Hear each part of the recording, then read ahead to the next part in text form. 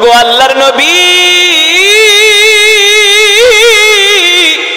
আমি ছিলাম অসুস্থ বকরি, আপনাকে দেখার সাথে সাথে আল্লাহ আমাকে সুস্থ করে দিছে। এবার অসুস্থ বকরি আল্লাহর নবীর দিকে হেঁটে হেঁটে আসতেছেন। আল্লাহর নবী বসছেন, বকরিটা এসে আল্লাহ রসুলের কানের সাথে তার মুখ লাগায়া এবার বকরি আল্লাহ রসুলের সাথে কথা বলতেছে। সব দৃশ্য উম্মে মাবাদ ঘর থেকে দেখতেছেন। বকরি কান্না করে আর বলে, ওগো নবীজি, এতদিন আমি অসুস্থ ছিলাম, আমার মালিক আমাকে খাবার দেয় না, মরুভূমিতে নিয়ে যায় না, আদর করে না, অসুস্থ হওয়ার কারণে আমি বাচ্চা দিতে পারি না, দুধ দিতে পারি না। আজকে আপনাকে দেখার পরে আল্লাহ আমাকে সুস্থ করে দিছে, আপনার বরকতে আল্লাহ আমাকে সুস্থ করে দিছে। আল্লাহু আকবার। এবার বকরি বলতেছেন, ওগো নবী, আপনি আমাকে দোয়া করে দেন আমি যাতে চিরজীবন সুস্থ থাকি। আল্লাহ নবী বকরিকে দোয়া করে দিলেন। নবীজি বকরিকে ডাক দিয়ে বলে, শোনো, আমি তোমার থেকে একটু দুধ দহন করব, দুধ দোয়াবো, তুমি কি অনুমতি দিবে কিনা? সুবহানাল্লাহ। এই কথা বলার সাথে সাথে বকরি তার দুইটা পা দুই দিকে দিয়ে স্তনটা বের করে দিছে। আল্লাহ নবী বিসমিল্লাহ বলে বকরির স্তনে হাত দেওয়ার সাথে সাথে স্তন দুধে ভরপুর হয়ে গেছে। জোরে বলেন সুবহানাল্লাহ। এবার বকরি ডাক দিয়া বলে, গো আল্লাহর নবী রাহমাতুল লিল আলামিন, তাড়াতাড়ি করে আমার থেকে দুধ দহন করেন, আমি আর দুধের ভার নিতে পারি না। আল্লাহর নবী এবার দুধ দহন করতেছে। দুধ দোয়াতে দোয়াতে একেবারে বিশাল পাত্র ভরে গেছে। এবার পাত্র ভরার পরে আল্লাহর নবী আবু বকরকে ডাক দেয়া বলে, আবু বকর, আপনি পান করেন। সাইয়েদনা আবু বকর বলে, না, আপনি আগে পান করেন।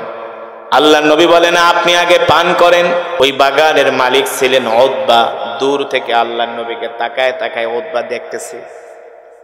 উতবা দেখা উতবার মায়া লেগে গেছে।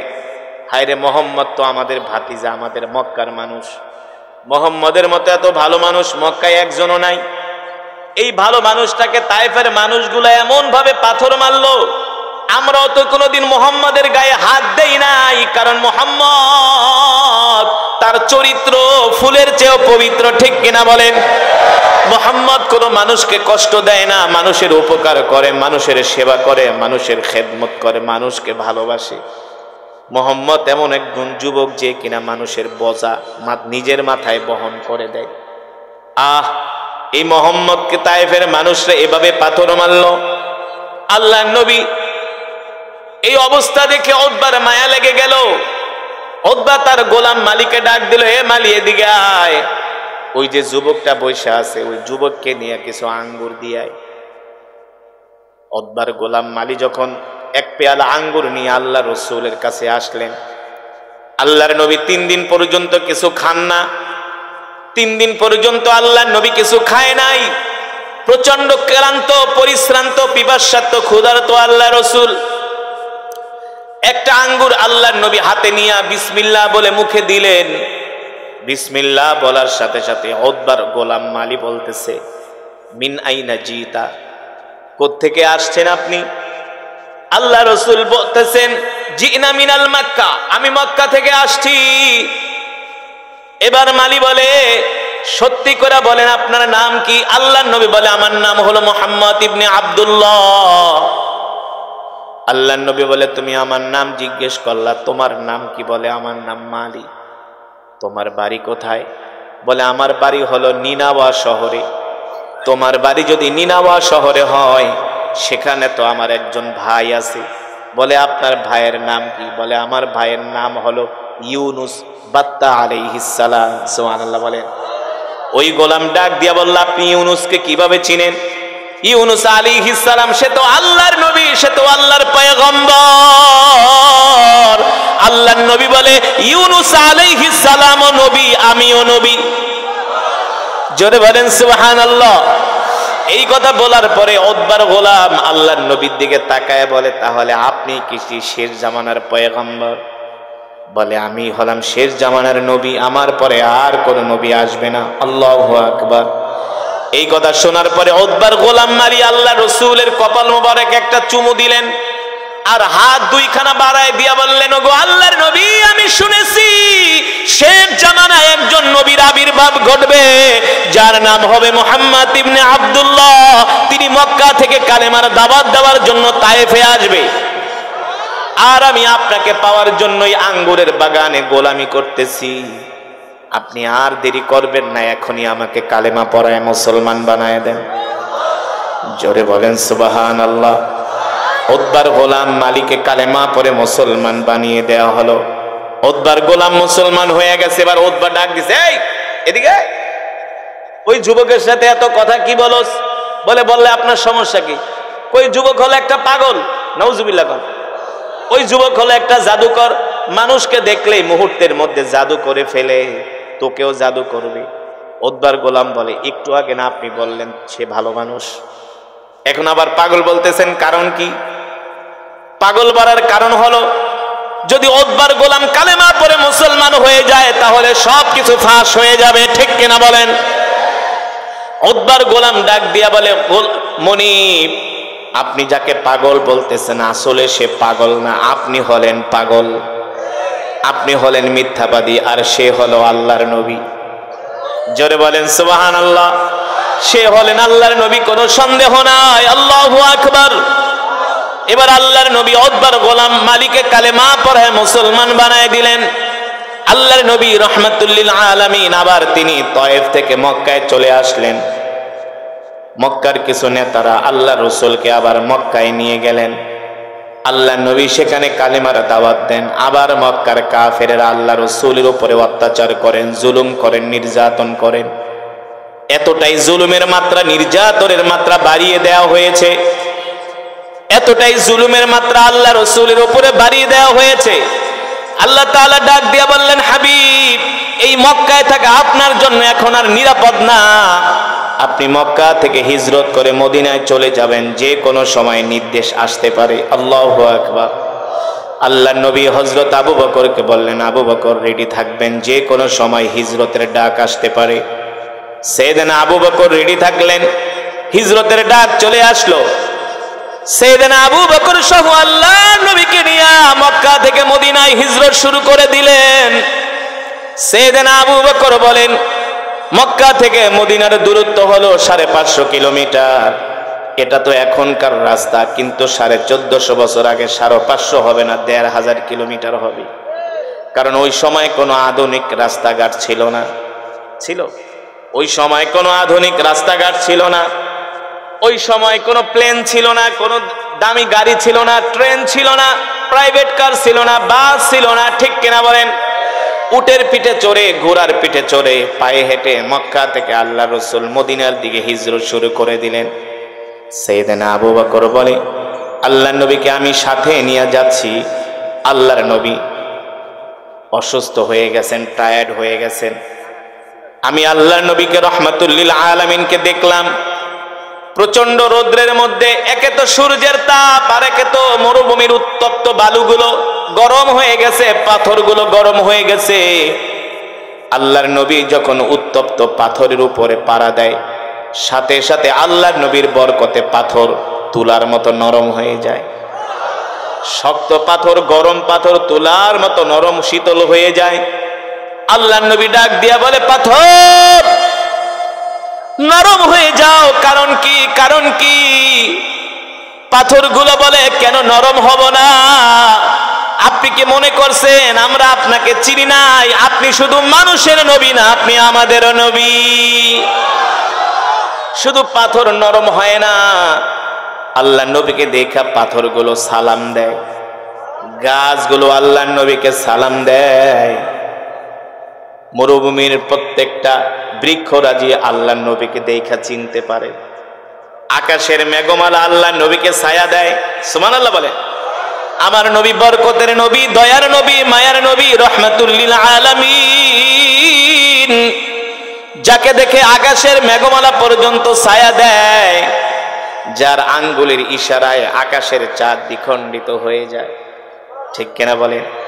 সেই নবীর কথাই আল্লাহ কোরআনে বলছেন, ওয়ামা আরসালনাকা ইল্লা রাহমাতাল লিল আলামিন। আল্লাহু আকবার। ওগো নবী, আমি আল্লাহ আপনাকে সমগ্র বিশ্ববাসীর জন্য রহমত করে পাঠাইছি। আল্লাহু আকবার। আপনি হলেন সমগ্র বিশ্ববাসীর জন্য রহমত, আপনি হলেন সমগ্র বিশ্ববাসীর জন্য রহমত, আপনি হলেন সমগ্র বিশ্ববাসীর জন্য বরকত। সাইয়েদনা আবু বকর বলে, আল্লাহর নবীকে আমি সাথে নিয়ে চলতেছি। নবীজি ক্লান্ত হয়ে গেলেন। আমি আল্লাহর নবীকে আমার কোলে তুলে নিলাম। এবার আমি পাথরের উপরে পাড়া দেই, পাথরগুলো নরম হয়ে যায়। কিছুক্ষণ আল্লাহর নবী আমার কোলে থাকলেন। আল্লাহর নবীকে আমি আমার কোল থেকে নামিয়ে দিলাম।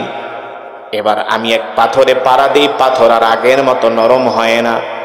আমার আর বুঝতে বাকি রইল না আল্লাহ রসুল আমার কোলে ওঠার কারণে পাথর নরম হয়ে গিয়েছে। ঠিক কিনা বলে? এটা আল্লাহর নবীর বরকত। সুবহানাল্লাহ বলেন।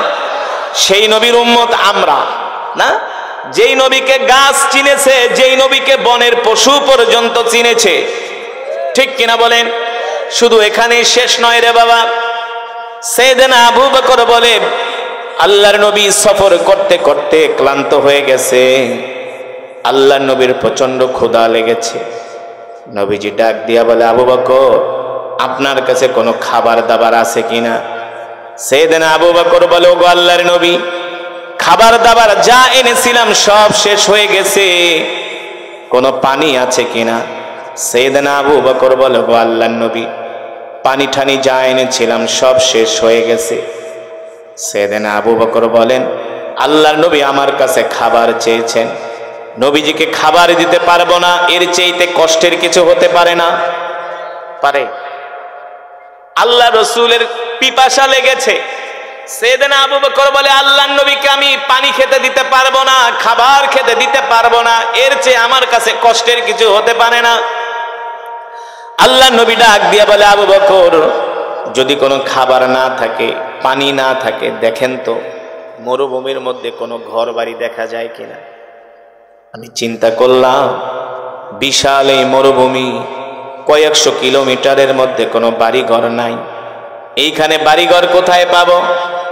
আল্লাহর নবী রাহমাতুল লিল আলামিন তার পবিত্র জবান মুবারক দিয়া এই কথা বলার সাথে সাথে সাইয়েদনা আবু বকর দেখেন মরুভূমির মধ্যে একটা ঘর দেখা যায়। কি দেখা যায়? একটা ঘর দেখা যায়। সাইয়েদনা আবু বকর আল্লাহর নবীকে ডাক দিয়ে বলো, ওগো নবীজি, ওই যে মরুভূমির মধ্যে একটা ঘর দেখা যায়। আল্লাহর নবী বলে, আবু বকর চলেন আমরা ওই বাড়িতে যাইয়া বিশ্রাম নিব, ওই বাড়িতে যাই আমরা মেহমানদারি গ্রহণ করব। এবার আল্লাহর নবীকে হাত ধরে ধরে সাইয়েদনা আবু বকর রাদিয়াল্লাহু তাআলা আনহু ওই বাড়ির দিকে নিয়ে যাচ্ছেন।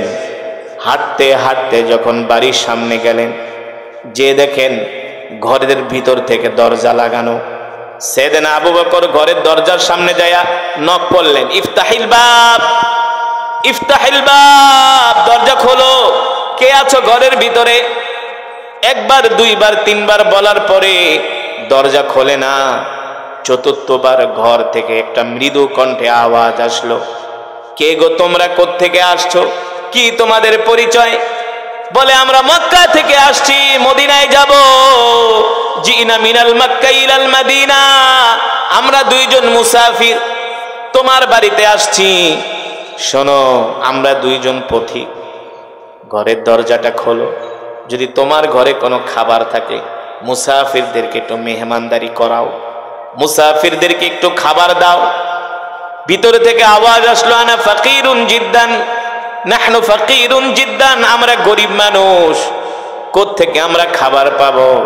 হয়তোবা তোমরা আমার পরিচয় জানো না, আমাদের পরিচয় জানলে আমাদের কাছ থেকে তোমরা খাবার চাইতা না।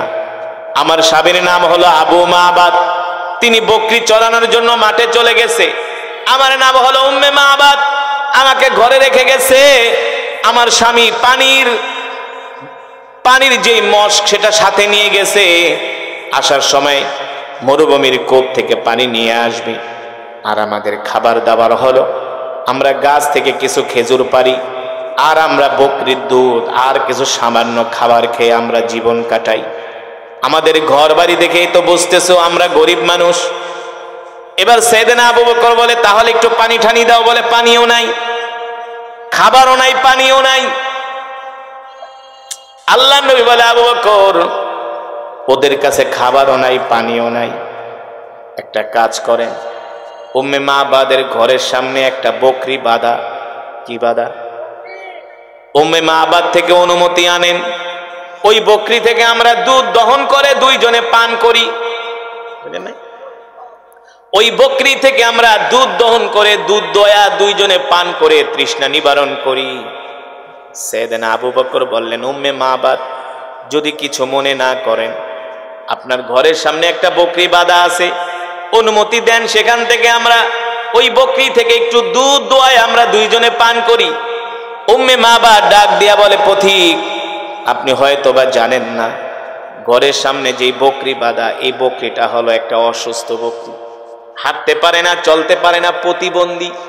এই কারণে তাকে ঘাস খাওয়ানোর জন্য মাঠেও নিয়ে যাওয়া হয় না। এই বকরি এতটা প্রতিবন্ধী, দাঁড়াতেও পারে না। আল্লাহর নবী ডাক দিয়া বলে, আবু বকর আপনি শুধু উম্মে মাবাদ থেকে অনুমতি আনেন, দুধ দোয়ানোর দায়িত্ব আমার। জোরে বলেন সুবহানাল্লাহ। সাইয়েদনা আবু বকরের ইয়াকিন আর বিশ্বাস হলো, আল্লাহর নবী যেহেতু বলছেন নিশ্চয়ই অসুস্থ বকরি থেকে দুধ বের, কারণ নবী হলেন রহমতের নবী, কথা কেন, নবী হলেন বরকতের নবী, ঠিক কিনা বলেন? যেই রসুলের মুখের থুতু মোবারকের কারণে লবণাক্ত পানি মিষ্ট হয়ে যায় না, যেই রসুল মরুভূমির মধ্যে দিয়ে হাঁটলে আকাশের মেঘমালা ছায়া দেয়, যেই রসুল মৃত গাছের নিচে বসার সাথে সাথে গাছ জীবিত হয়ে যায়, সাইয়েদনা আবু বকরের বিশ্বাস আল্লাহর নবী এই বকরির থেকে অবশ্যই দুধ দোয়াতে পারবেন। কিন্তু যিনি মহিলা তিনি তো আর জানেন না তার বাড়িতে কে আসছে, জানে? তিনি তো আর নবীর পরিচয় জানেন না। সাইয়েদনা আবু বকর রাদিয়াল্লাহু তাআলা আনহু একবার, দুইবার, তিনবার অনুমতি চাওয়ার পরে মহিলা রাগ করছে। কি করছে? এই পথিক বুঝো না, অসুস্থ বকরি বারবার বলি দুধ দিবে না, বুঝো না আমার কথা? সাইয়েদনা আবু বকর বলে, উম্মে মাবাদ রাগ করো না, রাগ করো না, অনুমতি দাও। এবার মহিলা মানুষ রাগ করে কয়, ঠিক আছে, পারলে দুধ দোয়ায় খাও, পান করো, আমার কোনো আফসোস নাই। এবার উম্মে মাবাদ অনুমতি দিলেন। আল্লাহর নবী বলে, আবু বকর দুধ যে দোয়াবো রাখবো কোথায়? পাত্র তো লাগবে। একটা পাত্র উম্মে মাবাদের থেকে চেয়ে নিয়ে আসেন। উম্মে মাবাদ একটা ছোট পাত্র দিলেন।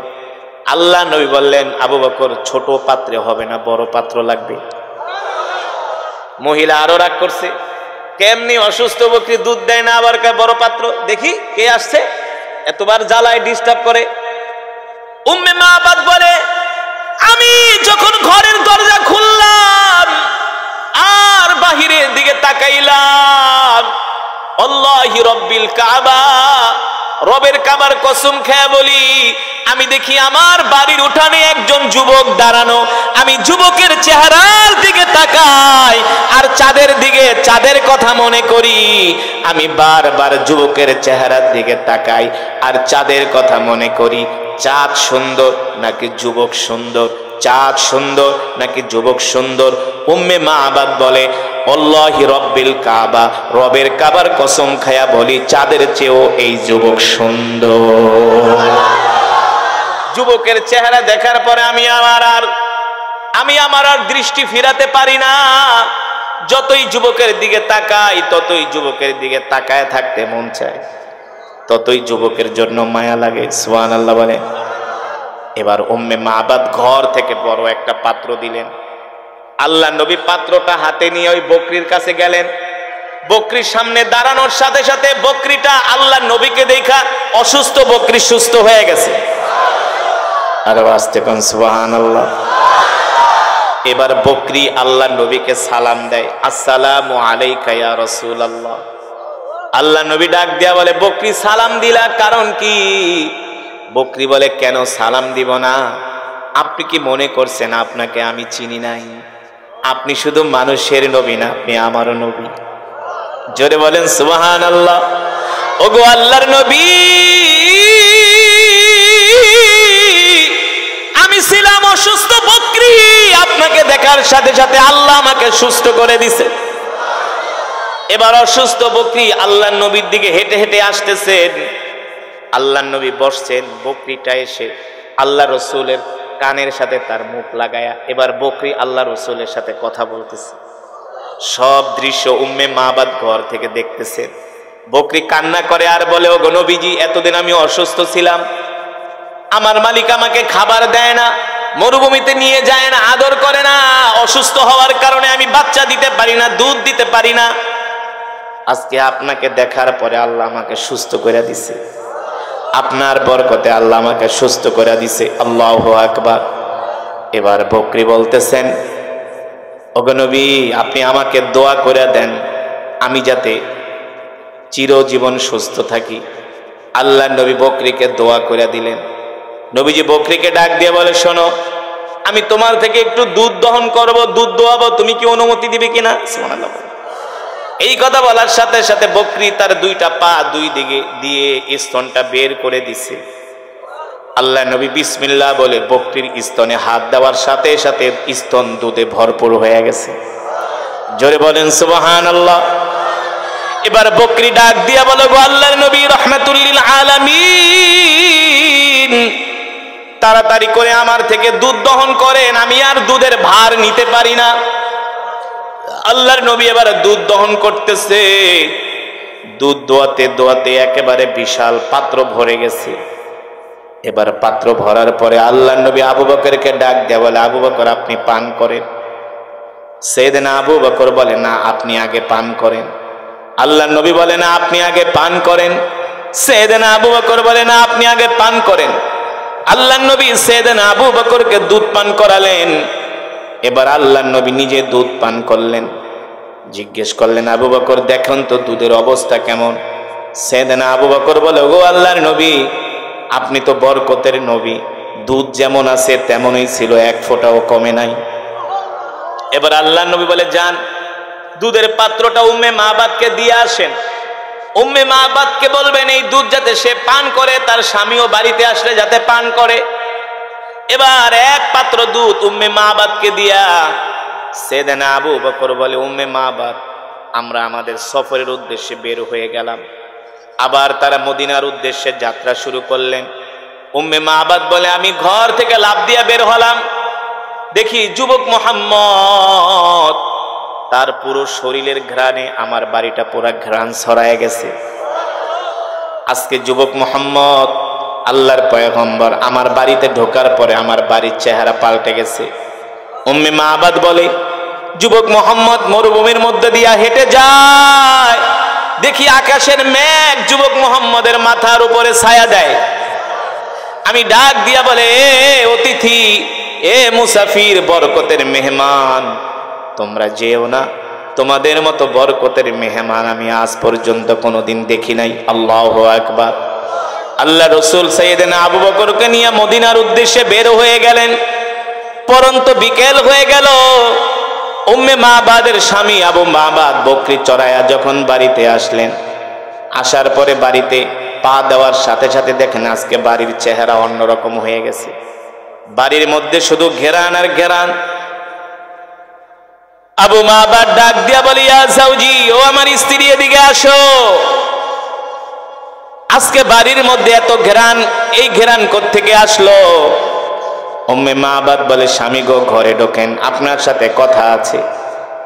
আপনি যখন বাড়ি থেকে বের হয়ে গেছেন, দুপুরবেলা আমাদের বাড়িতে দুইজন মানুষ আসছে, একজন যুবক, এত সুন্দর চেহারা গো স্বামী, যার চেহারা দেখলে নজর ফিরাইতে মন চায় না। আমি বলি, যার চেহারা চাঁদের চেয়েও সুন্দর, যার চুলগুলো এত সুন্দর, নাক চোখগুলো এত সুন্দর যুবক আমি আজ পর্যন্ত কোনোদিন দেখি নাই। ওগো স্বামী, শুধু এখানেই শেষ নয়, ওই যুবক যখন আমাদের বাড়িতে ঢুকছে, তাকে দেখার সাথে সাথে আমাদের অসুস্থ বকরিটা সুস্থ হয়ে গেছে। এবার দেখে অসুস্থ বকরি সুস্থ হয়ে গেছে। বলে, স্বামী গো, শুধু অসুস্থ বকরি সুস্থ হয় নাই, এই অসুস্থ বকরি থেকে দুধ দোয়াইছে। আল্লাহু আকবার। এক পাত্র দুধ আমাদেরকে হাদিয়া দিয়ে গেছে। আবু মাহবাদ ডাইকা বলে, স্ত্রী কোন দিকে গেছে? বলে যুবক দুইজন এই দিকে গেছে, একজন যুবক আর একজন একটু বৃদ্ধ। এবার আবু মাহবাদ ডাইকা বলে, স্ত্রী রে, আমাদের বাড়িতে আজকে যিনি এসেছিলেন তিনি দুনিয়ার কোন সাধারণ মানুষ নন, তিনি হলেন আখিরি পয়গম্বর মুহাম্মদুর রাসূলুল্লাহ সাল্লাল্লাহু আলাইহি ওয়াসাল্লাম। আল্লাহু আকবার। আমি আমাদের ধর্মীয় কিতাবের মধ্যে পড়েছি সে জামানায় একজন নবীর আবির্ভাব হবে যার নাম হবে মুহাম্মদ ইবনে আব্দুল্লাহ, যিনি মক্কা থেকে হিজরত করে মদিনায় যাবেন এই পথ দিয়া। ওই নবীকে পাবার জন্যই তো আমি এখানে ঘর বানাইছিলাম। স্ত্রী রে, ওই নবীকে পাইলাম না, ওই নবীকে দেখলাম না, এখানে আর থাকবো না, চলো চলো মদিনায় চলে যাই। মদিনায় যে ওই নবীর হাতে হাত রেখে আমরা কালেমা পড়ে মুসলমান হয়ে যাই। আল্লাহু আকবার। এবার আবু মাহবাদ তার যত থালাবাটি কম্বল ছিল সব নিয়ে তিনি মদিনার উদ্দেশ্যে রওনা দিয়েছেন। মদিনায় গিয়েছেন আবু মাহবাদ, উম্মে মাহবাদ, তারা দুইজনে আল্লাহ রসুলের হাতে হাত রেখে কালেমা পড়ে মুসলমান হয়ে গেছে। আল্লাহু আকবার।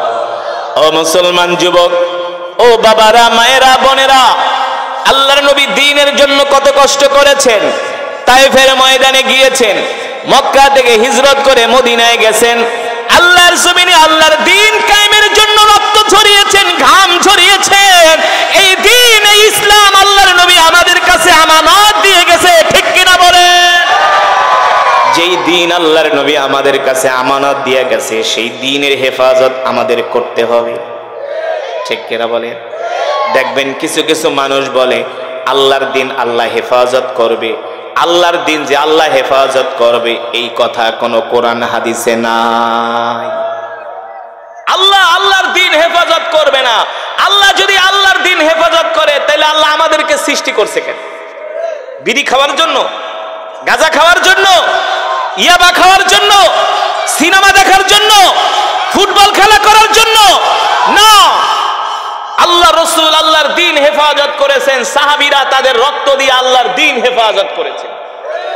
আমরা সেই বিশ্ব নবীর শিষ্য, আমরাও আমাদের রক্ত দিয়া, আমরাও আমাদের জান, আমাদের মাল দিয়া আল্লাহর জমিনে আমরা আল্লাহর দিন হেফাজত করব, ঠিক কিনা বলেন?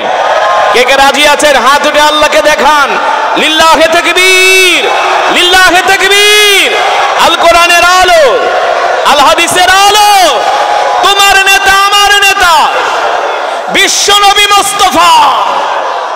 মাশাআল্লাহ, হাত নামা, আল্লাহ কবুল করুন বলি আমিন। মুসলমান, এই দিন আল্লাহ রসুল আমাদের কাছে আমানত দিয়ে গেছেন। এই দিন হেফাজত হবে কিসের মাধ্যমে? এই দিন হেফাজত হবে এই ওয়াজ মাহফিলের মাধ্যমে। আপনারা দিন শিখবেন, দিন মানবেন। এই যে কোরআনের কালেকশন আমি করি না, বুঝলেন? সরি, কালেকশন করার বক্তা আমি না, কালেকশন করার অন্য বক্তা আছে। আল্লাহর জমিনে আল্লাহর দিন হেফাজত করার জন্য আল্লাহ তাআলা পয়গম্বর পাঠিয়েছেন, আল্লাহ তাআলা নবী রাসূল পাঠিয়েছেন। আলেম ওলামারা তাদের জান দিয়া, তাদের মাল দিয়া তারা আল্লাহর জমিনে আল্লাহর দিন হেফাজত করতেছেন, ঠিক কিনা বলেন? আলেমরা যে জেল খেটেছেন কিসের জন্য? ক্ষমতার জন্য? কখনো নয়। যারা এই দেশে সরকার পরিচালনা করেছিলেন তারা হারাম একটা জিনিসকে তারা হালাল করার, অবৈধ জিনিসকে তারা বৈধতা দেওয়ার চেষ্টা করেছিলেন, ঠিক কিনা বলেন? অবৈধ জিনিসকে তারা বৈধতা দেওয়ার চেষ্টা করেছিলেন। ইসলামে ভাস্কর্য মূর্তি বানানো হারাম, তারা সেটাকে বৈধতা দিতে চেয়েছিলেন, ঠিক কিনা বলেন? ভালো লাগে না? আবু লাহাবদের কাছে ভালো লাগে না, ওলীদ ইবনে মুগীরার কাছে এই বিষয়টা ভালো লাগে না। তারা ষড়যন্ত্র শুরু করে দিল, আসো আসো মুহাম্মাদের কোরআনের দাওয়াত বন্ধ করে দিতে হবে। যদি মুহাম্মাদের কোরআনের দাওয়াত বন্ধ করে না দেই আর কিছুদিন পরে আমাদের ক্ষমতা মক্কায় থাকবে না, এমনকি মক্কার সব মানুষগুলো মুহাম্মাদের পক্ষে চলে যাবে, ঠিক কিনা বলে? কারণ মুহাম্মাদের চরিত্রের মতো এত সুন্দর চরিত্রবান মানুষ মক্কার জমিনে একজনও নাই, ঠিক কিনা বলেন মুসলমান? এবার আল্লাহর নবী, বিশ্ব নবী রাহমাতুল লিল আলামিন মক্কার জমিনে কোরআনের দাওয়াত দেন। আবু জেহেল, আবু লাহাব, উতবা, সাইবা কোনোভাবেই আল্লাহর রাসূলকে কোরআনের দাওয়াত থেকে বিরত রাখতে পারে না। কোনোভাবেই তারা ষড়যন্ত্র করে আল্লাহর নবীকে কোরআনের দাওয়াত থেকে দূরে সরাতে পারে না। শেষ পর্যন্ত তারা চাচা আবু তালিবের কাছে আসলেন। চাচা আবু তালিবের কাছে এসে বললেন, আবু তালিব, আপনার কাছে মুহাম্মদের নামে বিচার দিয়ে গেলাম, আপনি মুহাম্মদকে বুঝাবেন, আপনি মুহাম্মদকে সাবধান করবেন, মুহাম্মদকে সতর্ক করবেন, মুহাম্মদ যাতে কোরআনের দাওয়াত বন্ধ করে দেয়, মুহাম্মদ যাতে কোরআনের দাওয়াত না দেয়। মুহাম্মদ এই কোরআনের দাওয়াত বন্ধ করার বিনিময়ে মুহাম্মদ আমার কাছে যা চাইবে আমাদের কাছে আমরা মুহাম্মদকে তাই দিব। মুহাম্মদ যদি মক্কার নেতৃত্ব চায় আমরা মুহাম্মদকে মক্কার নেতা বানায় দিব, আমরা সবাই মুহাম্মদকে নেতা মানব। মুহাম্মদ যদি অর্থবিত্ত চায় মক্কার সব অর্থের মালিক মুহাম্মদকে বানায় দেওয়া হবে। তারপরেও বলে দেন মুহাম্মদ যাতে কোরআনের দাওয়াত বন্ধ করে দেয়। বলেন নাউজুবিল্লাহ।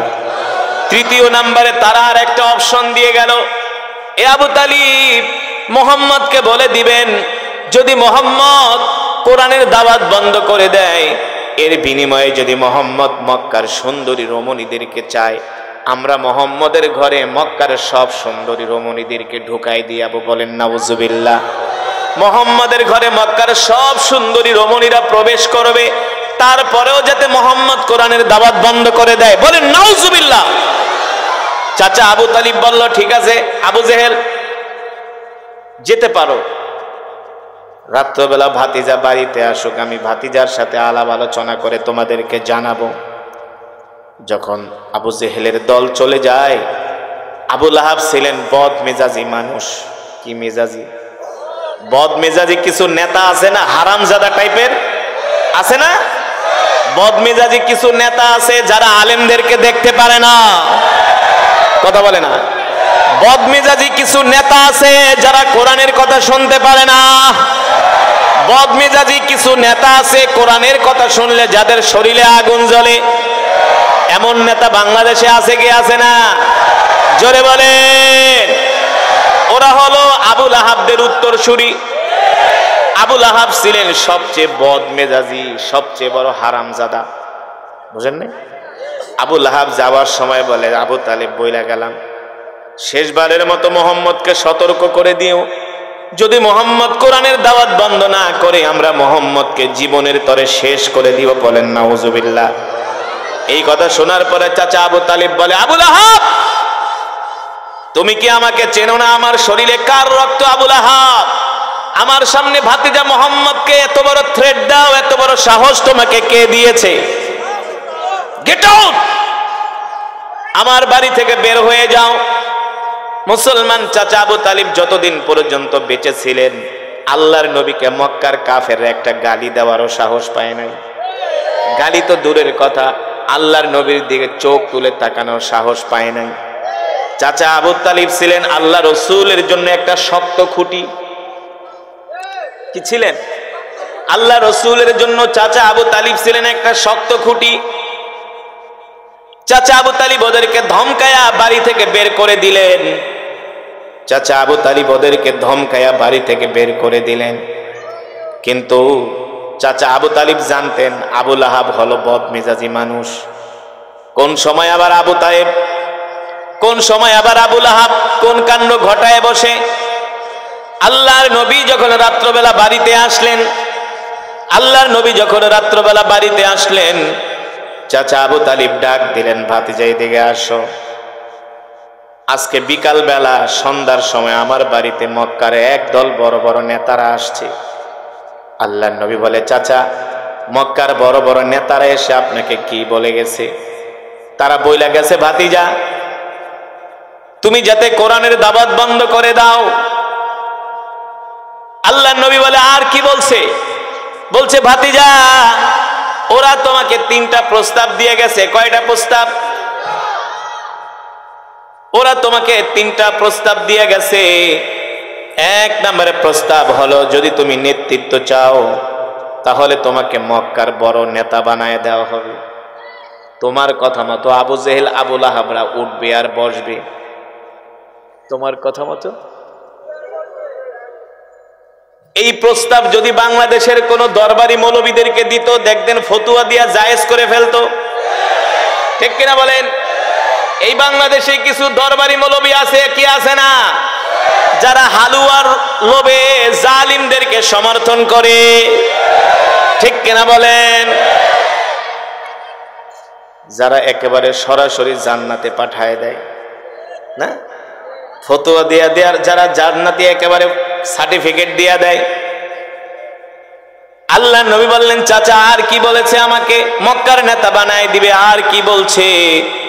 বলে, ভাতিজা তুমি যদি মক্কায় অর্থবিত্ত চাও, মক্কার সব অর্থের মালিক তোমাকে বানায় দেওয়া হবে।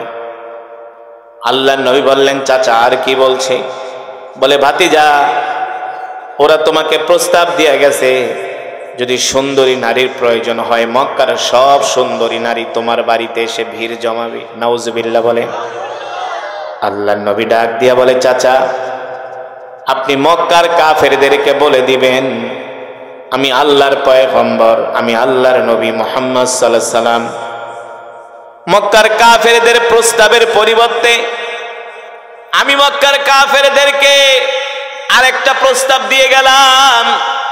মক্কার কাফেররা যদি আমার এক হাতে সূর্য আর এক হাতে চন্দ্র এনে দেয়, তারপরও আমি আল্লাহর পয়গম্বর মুহাম্মদ সাল্লাল্লাহু আলাইহি সাল্লাম আল্লাহর কোরআনের দাওয়াত থেকে এক চুল পরিমাণ দূরে সরে যাব না, এক চুল পরিমাণ দূরে সরে যাব না। সুবহানাল্লাহ বলেন। ও মুসলমান, এখানেই শুধু শেষ নয়, আল্লাহর নবী মক্কার কাফেরদেরকে দাওয়াত দিতে লাগলেন।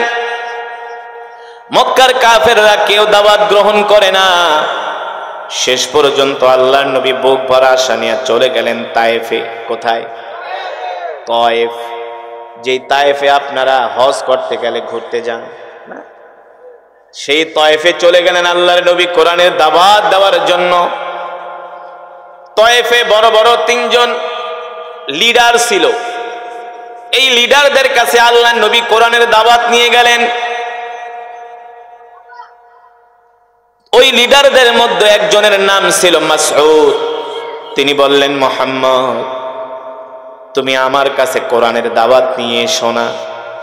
যদি তুমি সত্য নবী হও, আমি যদি তোমার দাওয়াত গ্রহণ না করি তাহলে আমি ধ্বংস হয়ে যাব। এই কারণে তুমি আমার কাছে দাওয়াত নিয়ে এসো না, আমি তোমার চেহারা দেখতেও চাই না। নাউজুবিল্লাহ বলেন।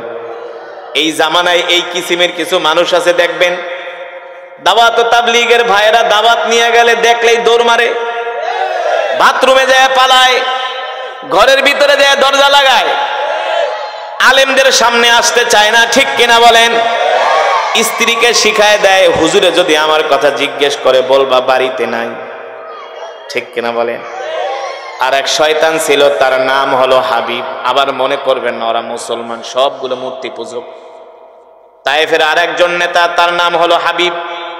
তিনি বললেন, মুহাম্মদ তোমার মতো এমন গরিব মানুষকে আল্লাহ নবী কেন বানাবে? নাউজুবিল্লাহ বলেন। মক্কায় এত ধনী ধনী মানুষ থাকতে তোমার মতো গরিব মানুষকে আল্লাহ কেন নবী বানাবে? সুতরাং আমি তোমাকে নবী হিসাবে মানি না। নাউজুবিল্লাহ।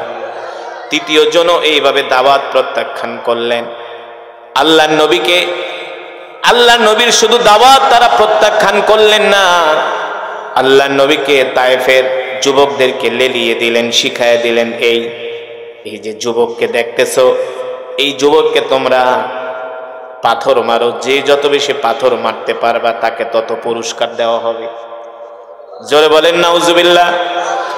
হুয়া মাজনুন, এই যুবক হলো একটা পাগল। নাউজুবিল্লাহ।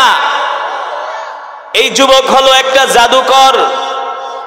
এই যুবককে যত বেশি পাথর মারতে পারবা তাকে তত বড় পুরস্কার দেওয়া হবে। নাউজুবিল্লাহ। এ মুসলমান যুবক বন্ধুরা, এই কোরআনের দাওয়াত দেওয়ার কারণে আল্লাহর নবীকে মক্কার কাফেরেরা 1 মাইল 2 মাইল, তায়েফের কাফেরা 3 মাইল না 5 মাইল রাস্তা আল্লাহর নবীকে দৌড়াইছে আর পাগলের মতো পাথর মেরেছে। নাউজুবিল্লাহ। এক একটা পাথরের আঘাতে আল্লাহর নবীর শরীর ক্ষত বিক্ষত হয়ে গেছে, আল্লাহর নবীর রক্তে জামা মোবারক ভিজে গেছে। শুধু এখানে শেষ নয়, এক দুষ্ট কাফের এসে বলে, মুহাম্মদ তুমি যেই পাও দিয়া হেঁটে হেঁটে তায়েফে এসেছো, এই পা শেষ করে দিব, আর যাতে কোনোদিন তায়েফে আসতে না পারো। এই কথা বলে আল্লাহর নবী রাহমাতুল লিল আলামিনের ডান পা মুবারকে একটা পাথর মেরেছে। আল্লাহর নবী দাঁড়ানো অবস্থায় ছিল, দাঁড়ানো থেকে আল্লাহর নবী জমিনে পড়ে গেছে, রক্তে আল্লাহর নবীর জুতা পর্যন্ত ভিজে গেছে। সাথে ছিলেন যায়েদ রাদিয়াল্লাহু তাআলা আনহু। আল্লাহর নবী ডাক দিলেন, যায়েদ আমাকে ধরো। যায়েদ রাদিয়াল্লাহু তাআলা আনহু আল্লাহর নবীকে ধরলেন, আর আল্লাহর নবী খুঁড়িয়ে খুঁড়িয়ে তায়েফের ময়দানে হাঁটতেছে। বুঝেন নাই? খুঁড়িয়ে খুঁড়িয়ে আল্লাহর নবী তায়েফের ময়দানে হাঁটতেছে। আল্লাহর নবী বললেন, যায়েদ আমাকে কোনো এক জায়গায় নিয়ে বসাও, একটা ছাওয়ার ভিতরে বসাও, একটা গাছের নিচে বসাও, আমি আর পারতেছি না। আল্লাহর নবীকে যখন একটা গাছের নিচে নিয়ে বসালেন, ওই জায়গাটা ছিল একটা আঙ্গুরের বাগান। কিসের বাগান? ওই বাগানের মালিকের নাম হলো উতবা। নাম শুনছেন? এই উতবা হলো মক্কার মানুষ, তার বাগান হলো তায়েফে। ওই বাগানের নিচে বসে বসে আল্লাহর নবী বলতেছে, যায়েদ আমার পায়ে যে জুতা পরা, এই জুতাটা টান দিয়ে খুলে দাও। যায়েদ রাদিয়াল্লাহু তাআলা আনহু যখন জুতাটা টান মারলেন, আল্লাহর নবী বলে, যায়েদ রে এত জোরে টান মেরো না, মনে হয় জুতার সাথে আমার জানটা বের হয়ে যাচ্ছে, আমার কলিজাটা বের হয়ে যাচ্ছে, রক্তে জুতা লেগে গেছে পায়ের সাথে। ও যুবক মুসলমান, একবার চিন্তা করেন, আল্লাহর নবী দ্বীনের জন্য, ইসলামের জন্য কত কষ্ট করেছেন। কেন কষ্ট করেছেন? ইন্নাদ দীনা ইনদাল্লাহিল ইসলাম, আল্লাহর কাছে মনোনীত ধর্ম হলো ইসলাম। ঠিক কিনা বলেন? আল-ইয়াওমা আকমালতু লাকুম দীনাকুম ওয়া আতমামতু আলাইকুম নি'মাতি ওয়া রাদিতু লাকুমুল ইসলাম দীনা। একমাত্র কমপ্লিট জীবন ব্যবস্থার নাম হলো ইসলাম। ঠিক কিনা বলেন মুসলমান? এবার আল্লাহর নবী বিশ্ব নবী রাহমাতুল লিল আলামিন ওই আঙ্গুরের বাগানের নিচে বসে আছে। সিরাজাম মুনীরা আম্মা বা'দ, সকলেই পড়ুন আউযু বিল্লাহি মিনাশ শাইতানির রাজীম। আরো মহব্বতে বিসমিল্লাহির রহমানির রহিম। ওয়ামা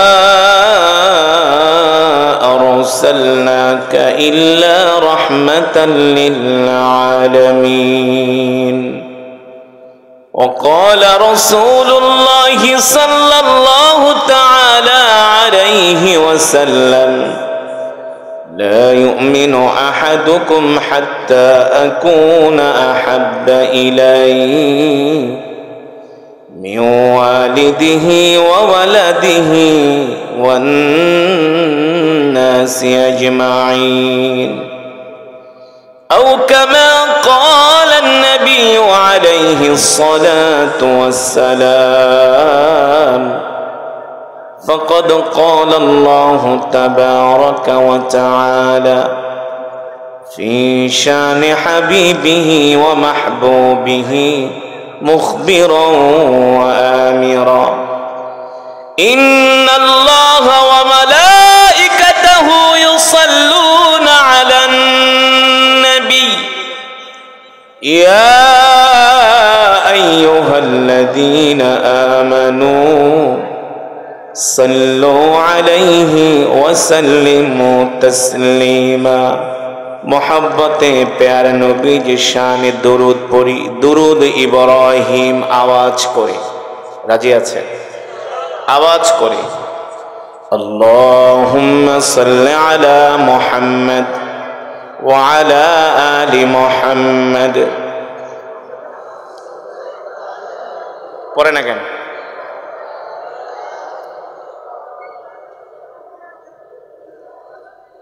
এতগুলো মানুষ দুরূদ শরীফ পড়লেন, এত ক্ষীণ আওয়াজ। আগে শোনেন, দুরূদ পড়তে হবে মহব্বতের সাথে। মহব্বত বোঝেন তো? ভালোবাসা নিয়ে, আবেগ নিয়ে, হৃদয়ের সবটুকুন ভালোবাসা উজাড় করে দিয়ে, আল্লাহ তাআলার দেয়া কণ্ঠ দিয়ে প্যারা নবীজির শানে দরুদ পড়তে হবে। আমরা কি জান্নাতে আল্লাহর রসুলের সাথে থাকতে চাই? জোরে বলেন, জোরে বলেন। আল্লাহ রসুলের সাথে জান্নাতে থাকতে চান? আল্লাহ রসুল বলে, উম্মত, যদি তোমরা জান্নাতে আমার সাথে থাকতে চাও তাহলে দুনিয়াতে আমার নামে বেশি করে দুরূদ পড়ো। জোরে বলেন সুবহানাল্লাহ। আল্লাহ রসুলের নামে একবার দুরূদ পড়লে আল্লাহ তাআলা সাথে সাথে 10টা গুনাহ মাফ করে দেয়। কয়টা গুনাহ? কয়টা গুনাহ? জান্নাতে যাওয়ার জন্য আল্লাহ তাআলা 10 কদম রাস্তা আগায় দেয়। দুরূদ এমন একটি ইবাদত, এমন একটি আমল, বলেন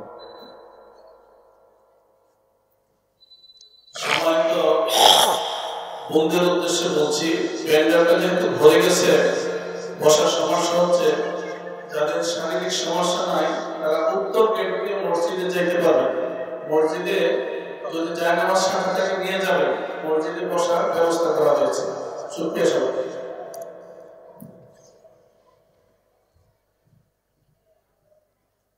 যেটা বলছিলাম, দুরূদ এমন একটি ইবাদত, এমন একটি আমল। আচ্ছা বলুন, এই পৃথিবীর মালিক কে? আপনাকে আমাকে সৃষ্টি করেছেন কে? পাহাড় পর্বত, আসমান জমিন, নদী নালা কার সৃষ্টি? আল্লাহ তাআলা।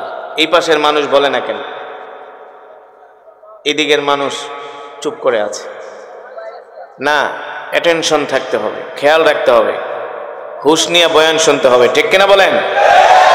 তাহলে বলুন, সব কিছুর মালিক আল্লাহ সুবহানাহু ওয়া তাআলা, যিনি রাজাধিরাজ, বিশাল এই সাম্রাজ্যের মালিক আল্লাহ তাআলা। যে যত বেশি আল্লাহ বলে ডাক দেয় তার ইমানের পাওয়ার তত বেশি, তার সাথে আল্লাহ তাআলার সম্পর্ক তত বেশি। আর যে আল্লাহ তাআলার নাম শুনলে আল্লাহর নাম নিতে চায় না, ওইটা হলো ইবলিস, শয়তানের খালাতো ভাই। শয়তান ওর মুখ চাইপা ধরে যে বলিস না, আল্লাহর নাম বলিস না, ঠিক কিনা বলেন? শয়তান বলে, না না, আল্লাহর নাম বললে তো তুই ইমানদার হয়ে যাবি, চুপচাপ থাক, হুজুর যা বলে এক কান দিয়ে শুনবি আর এক কান দিয়ে না, এটার কোনো সুযোগ। যেটা বলছিলাম, এই পৃথিবীর মালিক আল্লাহ তাআলা, তার কি কোনো ইবাদত করার দরকার আছে? আছে?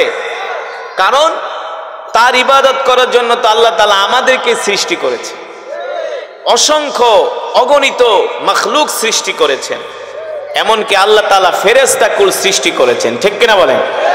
তার গুণকীর্তন, তার তাসবিহ পাঠ করার জন্য।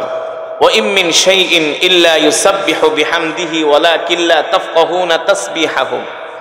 আল্লাহ তাআলা বলেন, নবী, আরেকটু ডিলে কমান। আল্লাহ তাআলা বলেন, নবী, আমি আমার তাসবিহ পাঠ করার জন্য অগণিত মাখলুক সৃষ্টি করেছি, অগণিত ফেরেশতা সৃষ্টি করেছি, যারা সদা সর্বদা আমার প্রশংসা করে, ঠিক কিনা বলেন?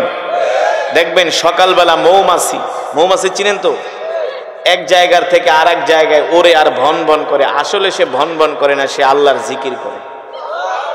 বুঝতে পেরেছেন? সকালবেলা পাখিগুলো ওরে কিচির মিচির ডাকে না, তারা আল্লাহর জিকির করে। শুধু মানুষই ঘুমায় থাকে, ঠিক কিনা বলেন? সেই আসমানের মালিক, জমিনের মালিক রব ডাক দিয়া বলছেন, ইন্নাল্লাহা ওয়া মালাইকাতাহু ইউসাল্লুনা আলান নবী। নবী, আপনি এমন একজন হাবিব, এমন একজন পয়গম্বর, আপনার নামে দুরূদ শুধু আপনার উম্মতরাই পড়ে না, আপনার নামে দুরূদ শুধু ফেরেশতারাই পড়ে না, স্বয়ং আমি আল্লাহ নিজে আপনার নামে দুরূদ পড়ি। আল্লাহ রাসূলের নামে কে দুরূদ পড়েন? জোরে বলেন, কে দুরূদ পড়েন? যদি আল্লাহ তাআলা রাসূলের শানে দুরূদ পড়তে পারে, আপনি আমি কি হয়ে গেছি? আসলে আমরা অনেকে জানি না, ঠিক কিনা বলেন? অনেকে জানি না। তো আজ থেকে দুরূদের আমল করবেন তো ইনশাআল্লাহ। যে যত বেশি দুরূদ পড়ে সে তত বড় বুজুর্গ, যে যত বেশি দুরূদ পড়ে সে তত বড় আল্লাহওয়ালা, যে দুরূদ পড়ে না সে কখনো আল্লাহওয়ালা হইতে পারে না। যার সাথে দুরুদের সম্পর্ক নাই সে কখনো মুমিন হতে পারে না। ঠিক কিনা বলেন? আপনার সমস্ত ইবাদত কবুল হওয়ার জন্য শর্ত হলো দুরুদ। নামাজের ভিতরে কিন্তু দুরুদ পড়তে হয় না? আত্তাহিয়াতুর পরে কয়টা দুরুদ? দুইটা দুরুদ। কয়টা দুরুদ? দুইটা দুরুদ। জানাজায়ও দুরুদ। ঠিক কিনা বলেন? দুরুদ আর দুরুদ। তো দুরুদ পড়তে হবে আবেগ দিয়ে, মোহাব্বতের সাথে, ভালোবাসার সাথে। রাজি আছেন? আরেকবার পড়েন, আল্লাহুম্মা বারিক আলা মুহাম্মদ ওয়া আলা আলি মুহাম্মদ কামা বারাকতা আলা ইব্রাহিম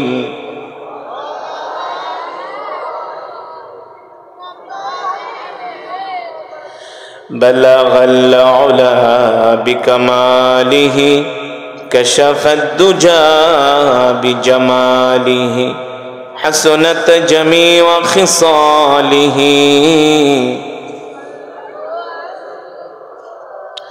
আরবের বুকে মক্কা নগরীতে যেথায় মা আমিনার ঘর, খোদার করুণায় কাউসার হই রহমত ঝরেছে বারংবার।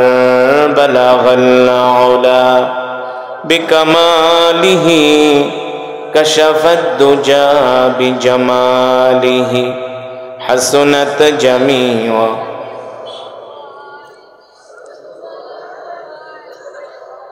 আসল হৃদয় উজাড় করে মৃত্যুর কথা স্মরণ করে জিকির করি লা ইলাহা ইল্লাল্লাহ, লা ইলাহা ইল্লাল্লাহ, লা ইলাহা ইল্লাল্লাহ, লা ইলাহা,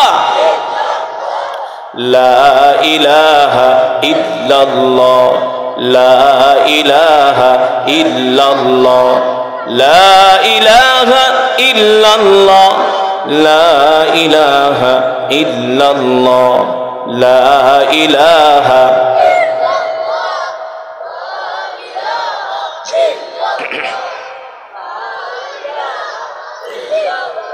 লা ইলাহা ইল্লাল্লাহ মুহাম্মাদুর রাসূলুল্লাহ। মুহাম্মাদের সাথে পড়ি সাল্লাল্লাহু। আল্লাহ তাআলার দরবারে লাখো কোটি শুকর, যে মহান আল্লাহ সুবহানাহু ওয়া তাআলা খিলপাড়া কান্দাপাড়া কেন্দ্র জামে মসজিদের উদ্যোগে 3 দিন ব্যাপী ইসলামী মহাসম্মেলন, উক্ত সম্মেলনের মান্যবর শ্রদ্ধাভাজন সভাপতি, প্রধান অতিথি, বিশেষ অতিথি, আমন্ত্রিত ওলামায়ে কেরাম, তলাবায়ে আযম, আমার যুবক বন্ধুরা, বৃদ্ধ বাবারা, পর্দার অন্তরালে সম্মানিত মা ও বোনেরা, সেই মহান আল্লাহ সুবহানাহু ওয়া তাআলার দরবারে লাখো কোটি শুকর, যে মহান রব্বুল ইজ্জত ওয়াল জালাল আল্লাহ জাল্লা শানুহু আম্মা নাওয়ালুহু আজকে আমাদেরকে এত সুন্দর কোরআন ও হাদিসের মেজমা, জান্নাতের বাগান। এটা কিসের বাগান? এই জান্নাতের বাগানে আল্লাহ তাআলা আপনাকে, আমাকে, আমাদের সকলকে আসার বসার তৌফিক দিয়েছেন, সুযোগ করে দিয়েছেন। এই জন্য আমরা শুকরিয়াতান আদায় করি, পড়ি আলহামদুলিল্লাহ।